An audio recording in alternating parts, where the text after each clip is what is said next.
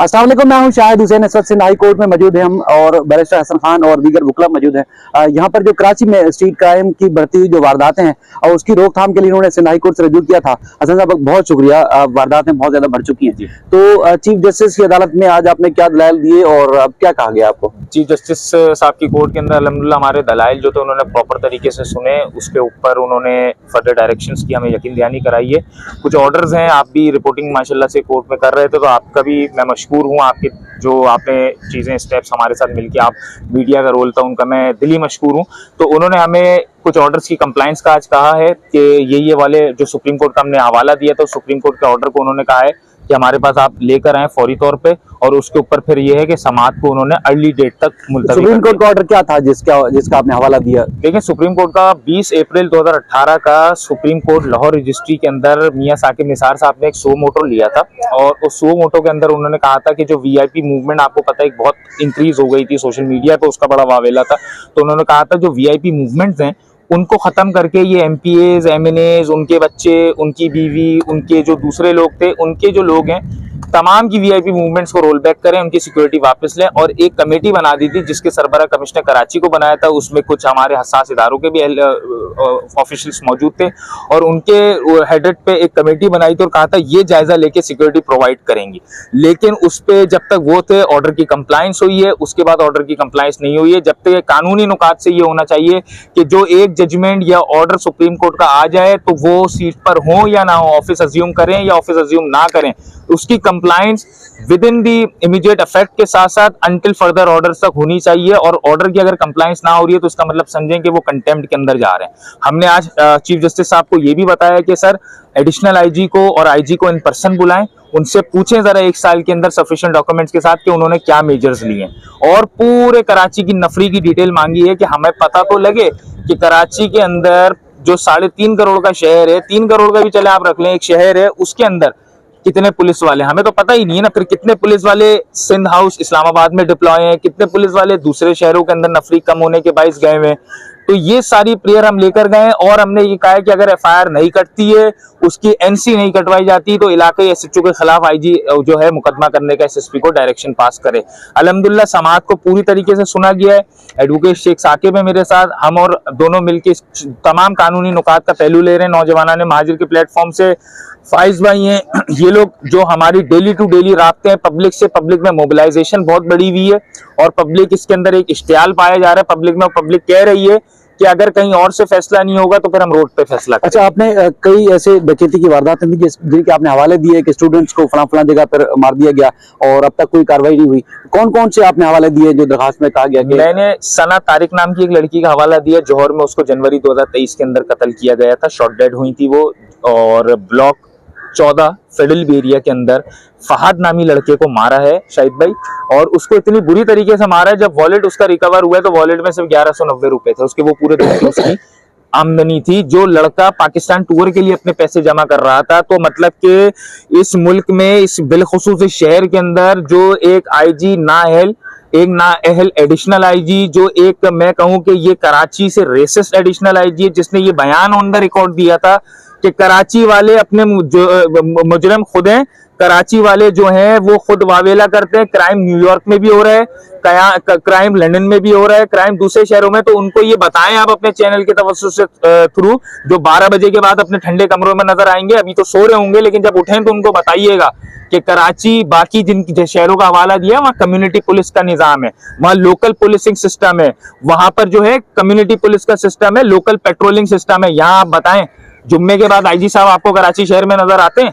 तो वहाँ सीपीओ पे हमला भी नहीं होता और दहशतगर्द, वो तो बात की नफी हुई ना, शायद उनकी खुद नफी हो गई।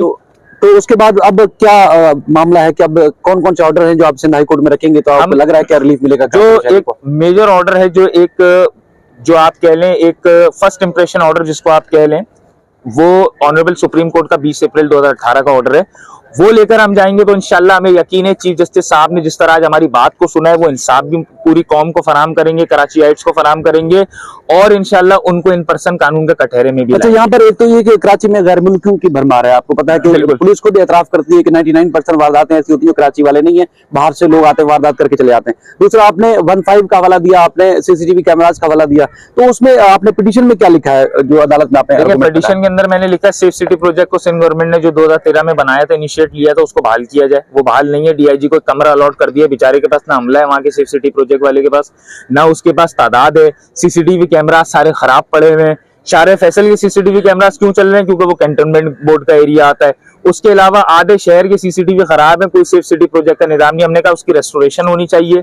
सब ऑर्डिनेट जो हैं उनको पेट्रोलिंग शाम 7 बजे से, जो ऑफ पीक आवर्स हैं, उससे लेके सुबह ऑन पीक आवर्स तक पूरी रात पेट्रोलिंग इस तरीके की जाए कि आपके सामने अभी आप 15 को फोन करें, बोले मेरे साथ यहाँ वारदात हुई है, 15 20 से 25 मिनट बाद आपने चीफ जस्टिस को बताइए। मैंने ये बात उनको बताई। मैंने ये भी बताई कि फहाद को जब मारा गया है तो उसके बाद 15 पहुंची नहीं थी, डेड बॉडी के लिए पुलिस जिना अस्पताल पहुंची, वहां से डेड बॉडी जो है उनके हवाले घर वालों के अहले खाना के विरसा के हवाले की गई है। तो ये आपके सामने। बाकी आपके चैनल की तवज्जो से एक चीज और बताऊंगा कि इंशाल्लाह नौजवान महाजिर का जो प्लेटफॉर्म है वो बहुत जल्दी एक अपनी स्ट्रीट पावर शो करने जा रहा है और बताएगा कि कराची वाले जिंदा हैं। कराची वालों को अगर कमतर समझोगे तो ये वो लोग हैं जो 70% वफाक को दे रहे हैं, 98% सूबे को दे रहे हैं। तो इंशाल्लाह प्रोटेस्ट की कॉल भी करेंगे, रोड पे भी निकलेंगे, कोर्ट में तो निकले हुए, रोड पे भी निकलेंगे, कोर्ट से भी इंशाल्लाह ऑर्डर लेंगे, रोड से आवाम का एतमाद। तो आपकी सियासी सरगर्मी के लिए इस्तेमाल होगा या सामाजिक सरगर्मी? ये कौमी सरगर्मियों का इस्तेमाल होगा, ना सियासी है ना समाजी। ये कौमी सरगर्मी है कि अगर हसन खान के भाई को मारा जा रहा है तो किसी महसूद आफरीदी, सालार जई, यूसुफ जई के भाई को भी मारा जा रहा है, किसी चांडियो पवर जतोई के भाई को भी मारा जा रहा है, किसी जो है सरदार के भाई को भी मारा जा रहा है, किसी बलोच के भाई को भी मारा जा रहा है। तो ये हमारा मसला नहीं है। हम तो अल्लाह को एक हमसे काम लेना था। जो टीम यहाँ खड़ी है उससे अल्लाह ने काम लिया है कि हमने यहाँ पर आवाम जो अदालत की सीढ़ी चढ़ते हुए घबराती है, वो डरती है कि यार कुछ हो ना जाए, हमने उनकी आवाज बनकर यहाँ पे अपना मैसेज पहुंचाया है। और अब हम पूरी कौमी फरीजा अदा करते हुए इंशाल्लाह रोड पे भी इंशाल्लाह अपने फैसले को लगाएंगे भी वहां पर, मनवाएंगे भी वहां। आपका बहुत शुक्रिया। आप कुछ कहना चाहते हैं? शाहिद भाई, मैं एक बात ये कहना ये बात कहना चाहता हूँ कि जो आपने ऑर्डर की बात की थी, कि मैं एक बात क्लियर करना चाहता हूँ कि हाई कोर्ट को एक ये कॉन्स्टिट्यूशनल कोर्ट है, उसको ऑर्डर की भी जरूरत नहीं है। जो हम बेसिकली हमने जो ये कॉन्स्टिट्यूशनल जुरिसडिक्शन जो इन्वोक की है वो आर्टिकल 9 और आर्टिकल 9A पे की है। तो आर्टिकल 9 को किसी ऑर्डर की जरूरत नहीं है। उस order basically security of a person की जो हम बात कर रहे हैं कि कराची में रहने वाला बंदा, हर बंदे को एक हक है कि उसकी सिक्योरिटी उसे प्रोवाइड की जाए। वो पुलिस हो, जितनी भी हमारी पैरामिलिट्री फोर्सेज हैं जो यहाँ पर डिप्लॉयड है, मैं सिर्फ पुलिस की बात नहीं कर रहा, और भी यहाँ पर जो आपकी जो मिलिट्री फोर्सेज हैं जो आपकी सिक्योरिटी के नाम पर यहाँ पर है। और राइट टू इंफॉर्मेशन जो आर्टिकल 19 ने कहता है, हमें पता होना चाहिए कि यार कितनी जो तादाद है जो हमारी इन्फोर्समेंट की, वो कहाँ कहाँ डिप्लॉयड है। बस यही कहने की बात है कि इन डिटेल हसन ने सारी बातें कह दी है कि हम जो यहाँ पर जिस कॉज के लिए निकले, जो आप कह रहे हैं पॉलिटिकल कॉज, बिल्कुल नहीं है। कल किसी बच्चे को जिसको गोली लगी है, मैं नहीं जानता, लेकिन मैं ये जानता हूँ वो कराची में रहता है, वो स्टूडेंट था, वो घर पे अपनी माश के लिए पैसे कमाने के लिए निकला था।